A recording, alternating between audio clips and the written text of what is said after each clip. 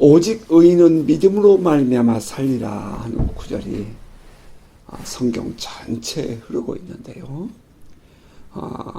이 맥락의 구절이 성경에 특별히 네 군데가 언급되어 있습니다. 의인은 오직 믿음으로 말미암아 살리라. 그 첫 번째 내용은 하박국서에 기록되어 있어요. 보라, 그의 마음은 교만하며 그 속에서 정직하지 못하나 의인은 그의 믿음으로 말미암아 살리라. 하박국서 2장 4절의 말씀입니다. 두 번째 이제 이 구절이 인용되는 것은 사도 바울에 의해서인데요. 사도 바울이 로마서를 기록하면서 1장 7절에서 이 내용을 또 인용합니다. 복음에는 하나님의 의가 나타나서 믿음으로 믿음에 이르게 하나니 기록된 바 오직 의인은 믿음으로 말미암아 살리라 함과 같으니라. 사도 바울이 고린도에서 로마에 보낸 편지에서 그 로마에 살고 있는 그 성도들에게 지금 이제 진정한 기독교가 어떤 것인지, 예수를 믿는 것이 어떤 것인지에 대해서 설명을 하면서 보낸 내용의 그 첫 장입니다. 오직 의인은 믿음으로 말미암아 살리라. 이제 그리고 두 번째 사도 바울이 또 이 구절을 인용하는데요. 그것이 오늘 우리가 함께 읽었던 갈라디아서 3장에 기록이 되어 있습니다. 또 하나님 앞에서 아무도 율법으로 말미암아 의롭게 되지 못할 것이 분명하니 이는 의인은 믿음으로 살리라 함과 하였습니다. 오직 의인은 믿음으로 말미암아 믿음으로 살리라. 이제 그 배경들이 있겠죠. 잠시 후에 다시 볼게요. 자, 그리고 이제 이 같은 구절이 또 한 번 더 성경에 인용되는데요. 그것은 히브리서에서 인용이 됩니다. 히브리서 10장 36절 이하는 이렇게 얘기해요. 너희에게 인내가 필요하면 너희가 하나님의 뜻을 행한 후에 약속하신 것을 받기 위함이라. 잠깐 후에 오실 이가 오시리니 지체하지 아니하시리라. 나의 의인은 믿음으로 말미암아 살리라. 또한 뒤로 물러가면 내 마음이 그를 기뻐하지 아니하리라 하셨느니라. 히브리서 10장 36절에 38절입니다. 자, 이와 같이 오직 의인은 믿음으로 말미암아 살리라 라는 이 구절이 성경에 4번 기록되어 있는데 이 4번의 기록들이 각자 배경을 달리 한다는 것입니다. 첫 번째 하박국서에서 오직 의인은 믿음으로 말미암아 살리라 라는 그 얘기를 할 때에 그 믿음으로 말미암아 살리라는 그 의미는 정직하게 살리라 그런 의미가 들어있어요. 끝까지 정직하게 살리라. 하나님 어찌해서 저 행악한 자들이 형통합니까? 하나님 저 교만한 자들이 어찌해서 형통해요? 하나님이 살아계신다면 어떻게 이런 이 사회의 구조적 악을 그냥 보고 계십니까? 하나님 그럴 수 없잖아요. 저 불의한 자들이 오히려 믿음을 가진 우리를 괴롭히니 하나님 어떻게 이럴 수 있습니까? 그러면서 이제 이 어찌하여 라는 단어가 반복되죠.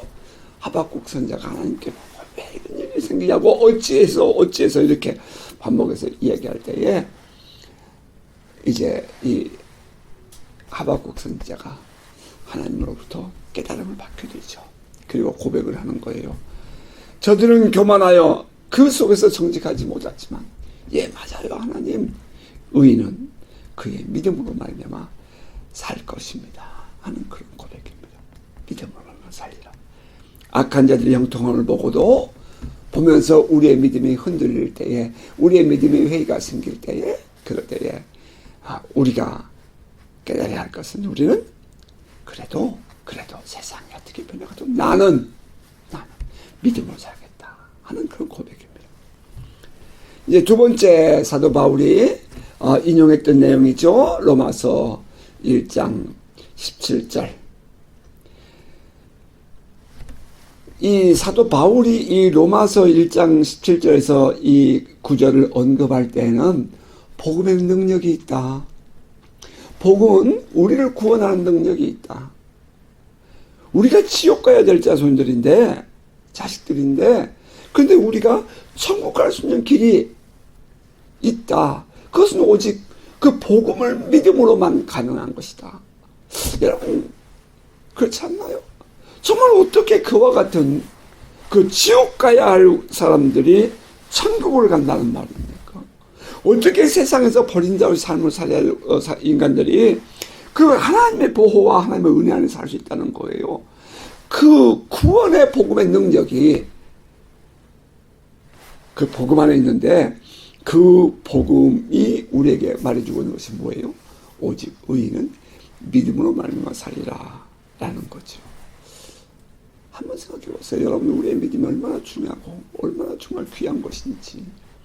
그런데 그 귀한 그 은혜와 그 능력들이 단순하게 말해요. 우리가 믿음을, 복음을 믿는 믿음 안에서 얻는다는 거예요. 아, 큰 축복입니다. 상상할 수 없는 큰 은혜예요. 그런데 바울은 그때 우리에게 말하는 것이 오직 의인은 믿음으로 말미암아 살게 될 거야. 이렇게 얘기한다. 자, 그리고 이제 또 갈라디아서 3장에 우리가 함께 읽었던 내용에 보면 너희가 성령을 받은 것이 너희의 율법을 따라 거룩하게 살고 율법을 지켰기 때문이냐, 아니면 다시 말하면 너희의 의적인 노력으로 된 것이냐, 아니면 우리가 듣고 믿을 때 된 것이냐, 이렇게. 여러분 어떠세요?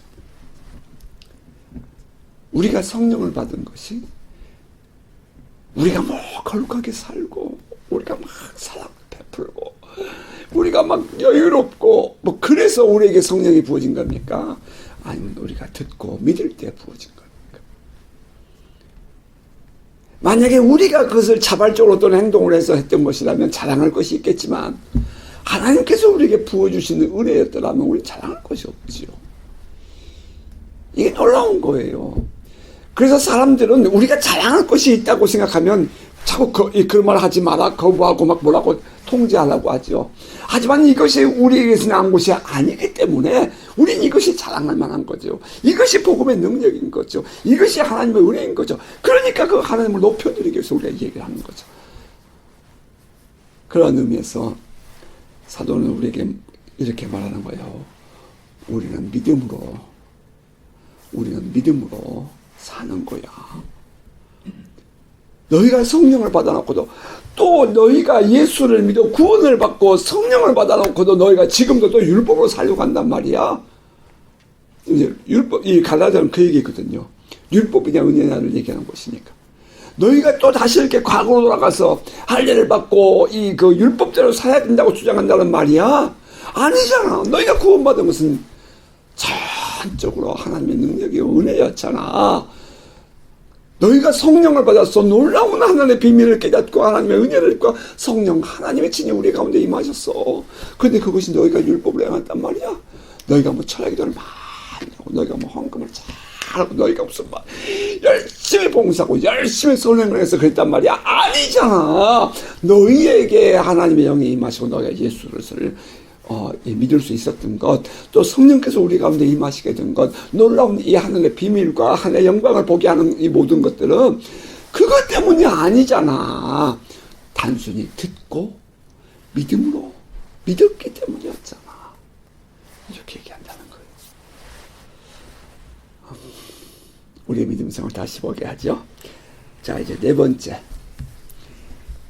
오직 믿음으로 라는 이 내용이 언급되는 곳은 히브리서입니다. 히브리서 기자는 누군지 몰라요. 작자 미상이에요. 근데 그 당시에 그 성도들에게 주님 곧 오시리라 우리가 늘 그렇게 얘기하잖아요. 지금도 우리가 주님 오실 거 기대하잖아요. 언제 오실지 모르겠지만 그러나 우리는 주님이 가까이 오셨다는 사실을 인정하고 또 그것을 믿고 살잖아요.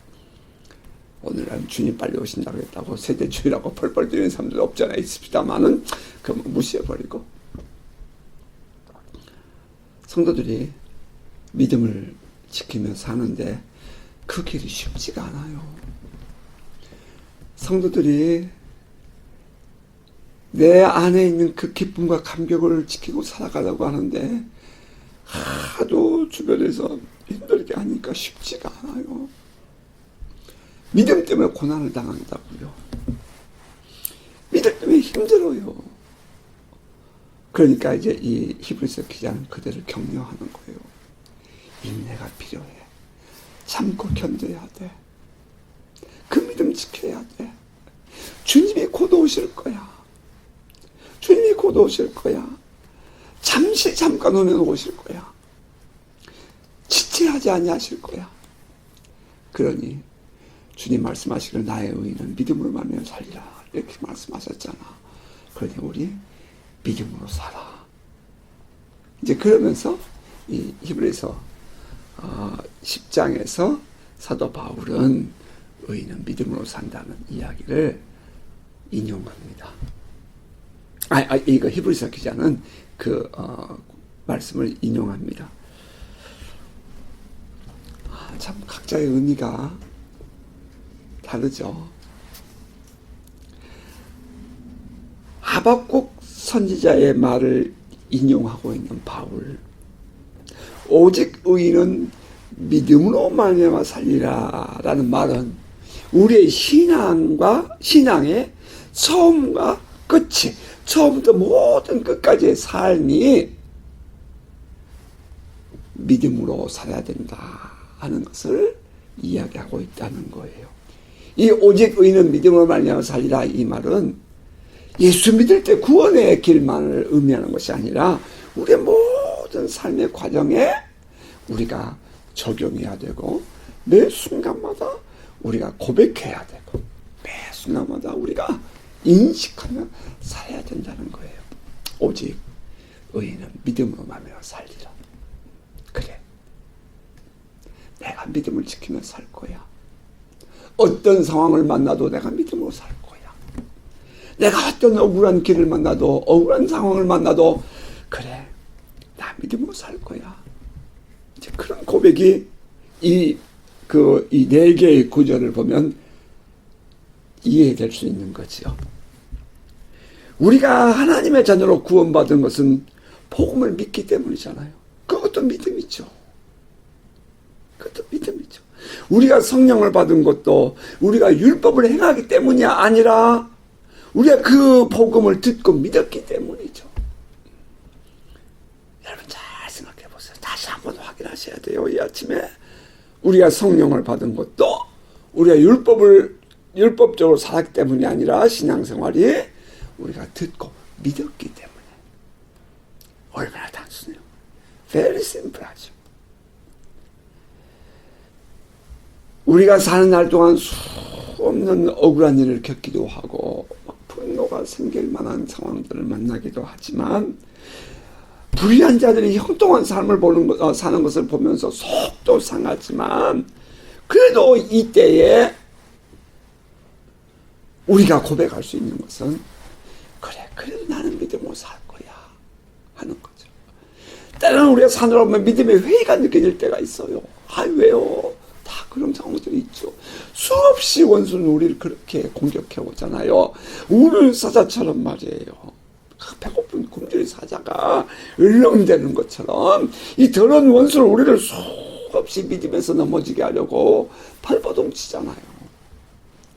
그래서 우리가 순간순간 이런 회의가 느껴질 때가 있단 말이에요. 하지만 그때마다 우리 자신에게서 확인되어야 할 것은 그래, 우리는 믿음으로 말미암아 살 거야, 사는 거야 하는 그런 고백이라는 것입니다. 그리고 우리 주님 오실 그날까지 끝까지 믿음에서 흔들리지 않고 믿음을 지키며 살아야 한다 하는 것을 다시 한번 확인하는 구절이에요. 오직 의인은 믿음으로 말미암아 살리라 하는 말씀입니다. 우리의 전 세계 동안 지켜져야 할 것, 여러분, 오직 믿음으로 입니다. 특별한 기적을 마치 요단강을 앞에 범람하는 요단강을 바라보고 혹은 홍해 앞에 서서 너희는 가만히 있어서 하나님께서 하신 일을 바라보고 말했던 그 모세처럼 말이에요. 혹은 그 여호수아처럼 말이죠. 그런 상황을 만난다 할지라도 물론 그것만이 아니라 할지라도 우리의 모든 삶에서 믿음이라는 것은 이 오직 하나님을 신뢰하고 하나님을 믿는 믿음만큼은 흔들리지 않아야 한다 하는 것입니다. 신앙인이 처음 예수를 믿음으로 거듭난 후 신앙이 자라가면서 신앙인이 말이에요. 막 예수를 처음 믿을 때는 막 감격도 있고요. 주를 만난 그 기쁨이 있어요. 그래서 막 흥분도 되고 막 모든 것을 다 포기하고 살아갈 것처럼 막 살아가요. 예, 사실이에요. 그런데 그 주를 만난 감격으로 인해서 어떤 핍박이 온다든지 가족으로부터 혹은 또 다른 성도로부터 또 다른 여러 가지 상황으로부터 내가 그 가지고 주의 은혜를 입었던 감격이 내 안에 있는 것을 보고 정죄할 때에 사람들은 자기도 모르게 은근히 그러한데 타협을 하면서 내가 잘못했나?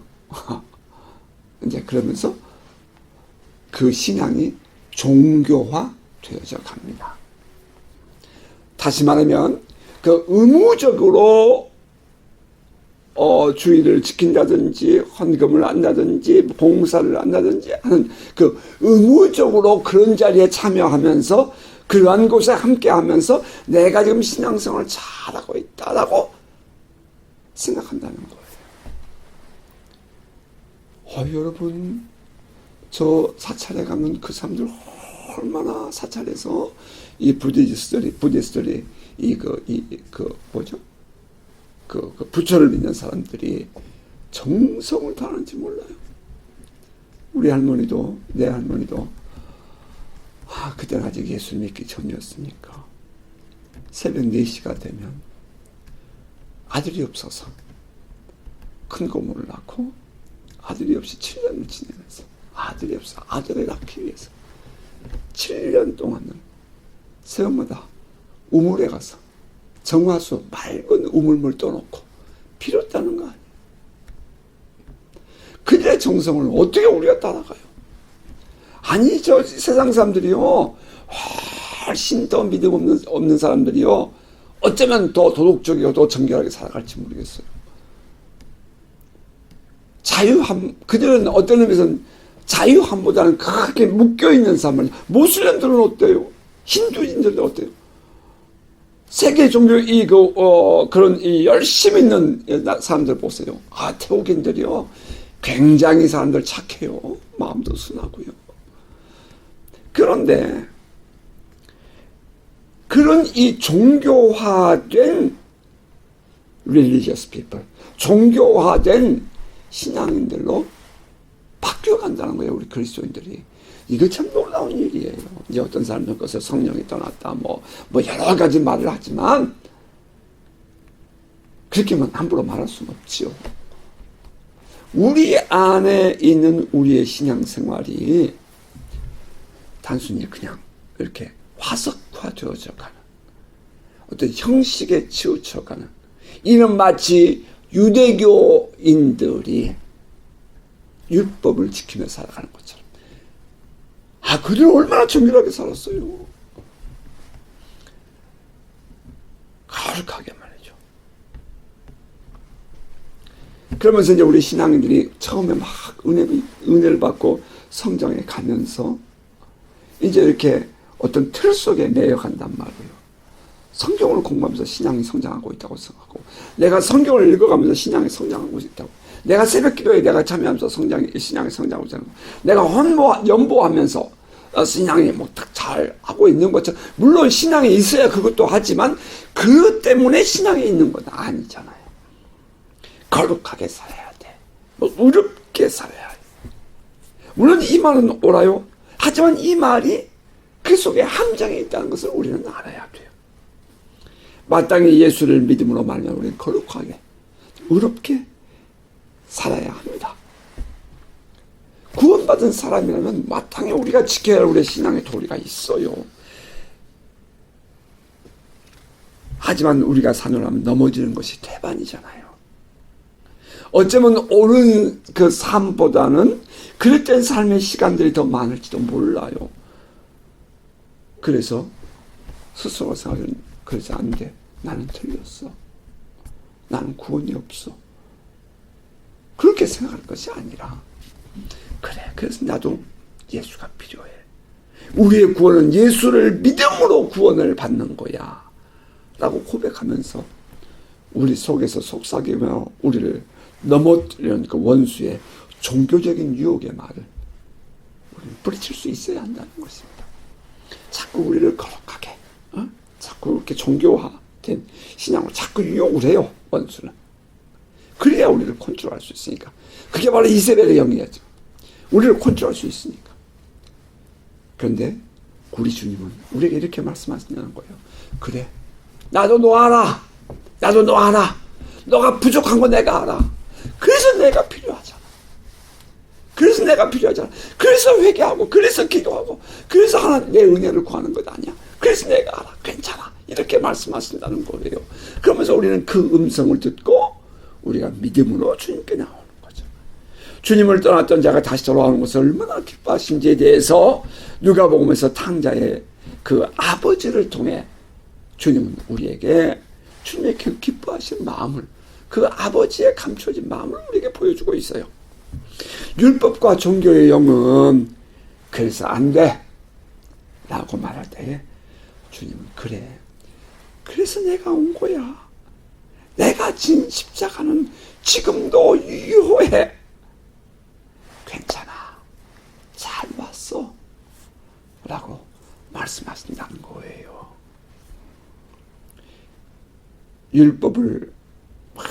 율법적인 신앙을 가진 사람들은 넘어진 자를 향해서 돌을 던지잖아요. 하지만 우리 주님은 나도 너를 정죄하지 아니하리니 다시는 죄를 짓지 말라. 이렇게 말씀하시는 거예요.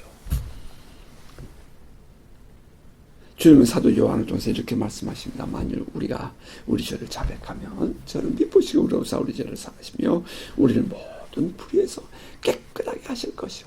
이 구절에 대한 설명은 여러분에게 반복해서 해요. 우리가 우리 죄를 자백하면 이라는 이 단어는 언제든지 반복할 수 있다는 거예요. 그게 원어의 뜻이에요. 현재형으로 쓰였어요.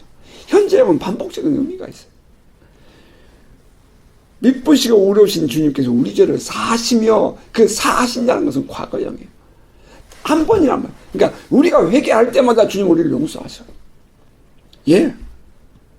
그거 싫다고 주장해도, 우리가 아니지 않냐고 주장해도, 왜 한 번 넘어 회개하고 또 회개하냐? 왜 그런 삶을 사냐고 우리가 그들에게 책망해도, 그래서 우리의 마음이, 하나님 아버지는 우리에게 뭐라 그래요? 돌아오라는 거예요. 언제든지 넘어진 자들아 돌아오. 우리 기본적으로 우리 모든 인간들이 아무리 거룩하게 산다 해도 도토리 기적이라 모두가 다 죄인일 뿐이에요. 그런 우리들이 그 하나님의 빛 앞에서 우리가 깨닫고 돌아오기만 하면, 만일 우리가 우리 죄를 자백하면 언제든지 말이죠. 미쁘시고 의로우사 우리 죄를 사하시는데 딱 사하신단 말이에요. 십자가의 죽으심의 그 피의 보혈의 효과로 우리를 용서하신다는 거지요. 그것이 지금도 유효하다는 거예요. 그리고 우리는 모든 불에서 깨끗게 하실 것이요. 이렇게 말씀하시죠. 이 사도 요한을 통해서 주님이 말씀이에요. 그런데 그 주님이 바로 그 앞구절 뒷구절에는 이와 같은 경고의 말씀도 붙이셨어요. 만일 우리가 죄 없다 말하면 스스로 속이고 또 진리가 우리 속에 있지 아니할 것이요 라고 했고요. 저 10절 보면 만일 우리가 범죄하지 아니하였다 하면 거짓말하는 이로 만드는 것이니 또한 그 말씀 우리 속에 있지 아니하리라. 우리는 어느 누구도 이 구절 앞에서 예외인 사람은 없습니다. 다시 말하면 우리는 모두 어쩔 수 없는 죄인이라는 거예요. 그럼에도 불구하고 우리에게 요구되는 것이 있습니다. 인생을 오래 한 사람이나 처음 하는 사람이나 믿음이라는 거예요. 믿음. 여러분 안에 그분을 믿는, 십자가를 믿고 아버지의 사랑을 믿고 우리의 삶에 함께 하신 살아계신 하나님을 믿는 믿음이 있냐 이 말이에요. 다시 다시 여러분의 믿음이 점검되기를 바라요.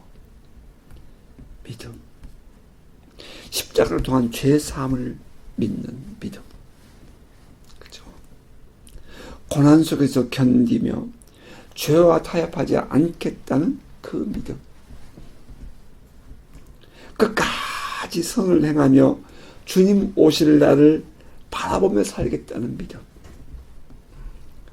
살다가 혹여나 넘어졌다 할지라도 다시 주님께 나아오리라 하는 믿음. 어디 그것뿐입니까? 이 복음을 모든 민족에게 땅끝까지 전하겠다는 믿음. 우리가 믿음으로 헌금하며 주를 섬기는 씨앗을 심으면 반드시 그 열매를 거두리라는 믿음. 만약에 내 때에 그 열매를 걷지 못한다면 내 자식에게라도 내 후손이라도 거두리라는 그 믿음 말이죠. 오늘 내가 기도하여 구하면 주님은 반드시 응답하신다는 믿음. 여러분 안에 그 믿음이 있으십니까? 여러분 안에 그 믿음이 있으십니까? 그래요. 그 어려운 환경, 저가 나를 죽이겠다고 말이죠. 앞을 뛰었던 그 사람도 말이에요. 하나님이 만나주시면 변화될 수 있다는 그 믿음이 여러분 있으신가요?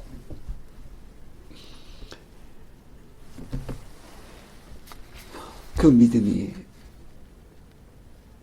오늘 저와 여러분에게 녹화합니다. 이제 다시 돌아가서 오늘 본문에 성령을 받는 내용이 나오죠. 그렇죠. 성령을 받는 것도 우리가 믿음으로 받았죠. 믿음으로. 어떤 사람들은 이 성령을 받으려고 막 애를 쓰는 사람들이 있어요. 막 금식을 하고요. 막 최선을 다하는 그런 모습들도 봐요, 때로는. 그러나 사도 바울은 우리에게 이 성령 받는 것조차도 믿음으로 받은 거야 라고 말했다는 거예요. 오늘 본문 3장 가나 3장 2절 이하예요. 내가 너에게 다만 이것을 알려 하노니 너희가 성령을 받는 것이 율법의 행위로냐 혹은 듣고 믿음으로냐. 너희가 이같이 어리석으냐? 성령으로 시작했다가 이제는 육체로 마치겠느냐?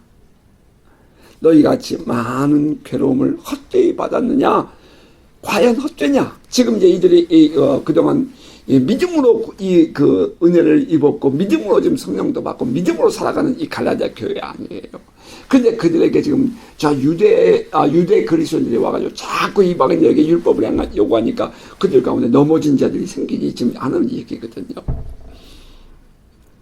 너희가 지금까지 그 많은 고난을 받으면서도 이겨내왔는데 지금 너희가 다시 율법으로 돌아간단 말이야. 다시 너희가 과거의 신앙으로 돌아간단 말이야. 지금 그런 얘기예요. 너희가 너희에게 성령을 주시고 너희 가운데서 능력을 행하시는 이 일이 율법의 행위냐 행했으냐 혹은 듣고 믿음했으냐 마치 우리에게 주신 말씀 같지 않아요? 처음엔 사람들이 믿음으로 성령을 받습니다. 그런데 시간이 지나면서 자꾸 율법을 행해야 하는 것처럼 생각하게 돼요. 그리고 결국은 율법적으로 신앙생활을 합니다. 우리는 이것을 종교적인 신앙생활을 해요. Religious people. 종교적인 신앙생활을 불러요. 종교적 신앙에 빠지면 참된 살아있는 신앙생활을 할 수가 없게 돼요.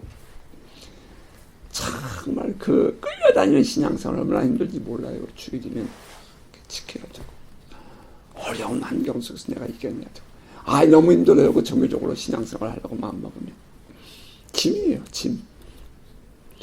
그런데 그런 신앙생활을 하게 되면 참된 살아있는 신앙생활을 할 수가 없어요. 신앙생활을 위해서 내가 해야 할 무엇이 있는 것처럼 생각한단 말이에요. 그 내 신앙을 지키기 위해서 무엇을 해야 된다고 생각할 때에 그 무거운 burden, 짐이 되어 느껴지는 그것을 어떻게 평생을 감당하냔 말이에요. 그런데 한편 생각해보면 성령을 받기 위해서 내가 무엇인가 사전에 할 것처럼 생각하는 사람들이 얼마나 많으냐 이 말이에요. 주님은 우리에게 이렇게 말씀하셔요. 오직 듣고 믿음으로 너희가 성령을 받았다. 여러분 아멘입니까? 하나님과 앞에 나가면 무엇을 듣는가 하는 것이 중요합니다. 듣는 것을 믿기 때문이에요. 듣는 것을 믿기 때문이에요. 우리가 듣는 것은 매우 이 강한 인상을 줍니다. 그래서 듣는 것이 믿는 거예요. 그래서 우리의 믿음은 들으면서 통해서 생기죠. 사도 바울이 그렇게 말했어요. 로마서 10장 10절에서 그러므로 믿음은 들으면서 나며 들으면 그리스도의 말씀으로 말미암느니라. 우리의 하나님의 구원의 말씀 곧 복음을 들으며 우리는 신앙이 성장합니다. 구원의 복음을 들어야 해요. 여러분 설교도 듣고요, 간증도 듣고 이런 이 구원의 복음을 들어야 돼요. 그리고 또 하나님의 나타나심, 하나님의 영광, 그 하나님의 역사에 대해서 들어야죠. 간증과 설교 같은 것입니다. 자, 예수 그리스도는 어제나 오늘 영원토록 동행하시니라. 히브리서 13장 8절은 말해요. 내가 지난번에 세계 중보기도 하는 그룹에 설교를 하면서 나의 과거의 신앙 간증을 좀 해야 되나 말아야 되나 많이 망설였어요. 솔직히. 전날 하나님께서 우리의 사역 속에서 역사하셨던 일들을 만약에 이 얘기를 하게 되면 이 간증이 어찌 보면 나의 자랑이 될 수 있겠고 사람들이 들을 때 말이에요. 나는 그렇지 않다고 해도 사람들이 들을 때 옛날 얘기를 듣는 것처럼 들을 수도 있겠다. 그래서 매우 망설여 기도를 많이 했어요. 정말 그것 때문에 하나님 앞에서 엎드렸어요. 그랬더니 이 말씀이 탁 떠오르는 거예요. 예수 그리스도는 어제나 오늘날 영원토록 동행하시다. 그때 일어났던 그 기적이 오늘 선포되면서 이것은 오늘의 사건으로 우리에게 영향을 줄 수 있다는 거예요. 예수 그리스도는 지난날 역사하신 십자가에 한번 2000년 전에 죽으셨지만 그 효과가 똑같이 우리에게 있는 것처럼 우리가 만났던 그 하나님의 사건은 오늘 이 시대를 지금을 살아가는 우리들에게도 똑같은 영향력을 주며 똑같은 감동을 준다는 거예요. 하나님은 그 사건을 통해서 지금도 역사하신다는 사실을 깨닫게 됐어요. 그러면서 제가 이제 설교 중에 딱 하나만 간증을 했죠. 하나님의 전능하심에 대해서. 그럼요. 사람들은 이거 10년 전 얘기네, 15년 전 얘기네, 그렇게 얘기했지만 하나님의 사건으로 생각할 때는 지금 일어난 사건으로 하나님 역사하신다는 거예요.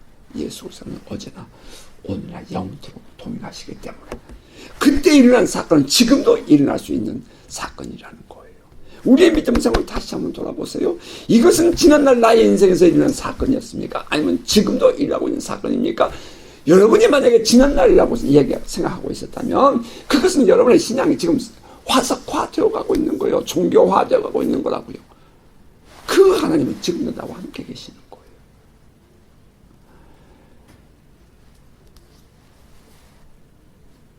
지나간 이야기 혹은 지난날 우리가 만났던 그 하나님, 그 간증은 지난날 얘기가 아니라 바로 지금의 이야기인 것입니다.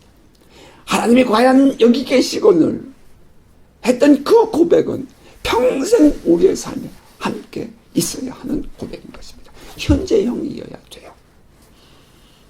우리 사역 속에서 일어났던 많은 기사와 표적, 병고침화 능력들은 과거 얘기가 아니라 바로 지금의 이야기입니다.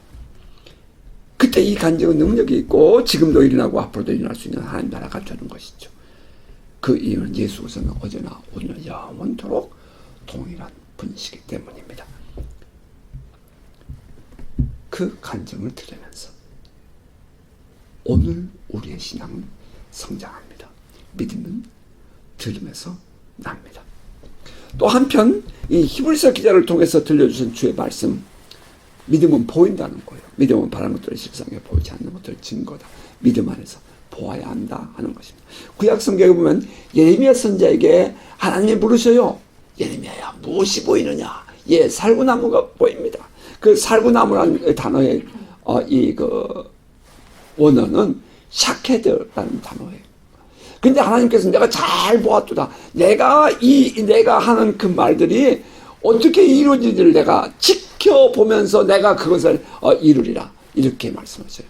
그때 지킨다 혹은 깨어라는 단어가 샤카드라는 단어인데 그 어원이 발음이 비슷하다는 거예요. 그래서 하나님께서 살구나무를 보여주시면서 예언적인 의미로 내가 반드시 이것을 이루리라. 그런 의미로 지금 보여주신 거예요. 다시 하나님께서 예레미야에게 또 내가 너에게 너 무엇이 보이냐 이렇게 물으시죠. 끓는 가나가 보입니다. 북쪽에서 남쪽으로 이렇게 기울었습니다. 그래, 내가 이와 같이 북쪽에 있는 민족들을 내가 이끌어서 내가 이 땅을 쓸어버리라. 그 우상을 섬기는 제단들을 내가 무너뜨리라. 그러면서 하나님께서 그 환상을 통해서 보여줌을 통해서 하나님의 마음을 그 예레미야에게 보여주시죠. 또 뿐만 아니라 이 구약에 또 세월을 흘러서 아모스 선지자에게 하나님이 이렇게 보여주십니다. 다림줄이라는 것을 보여주시죠.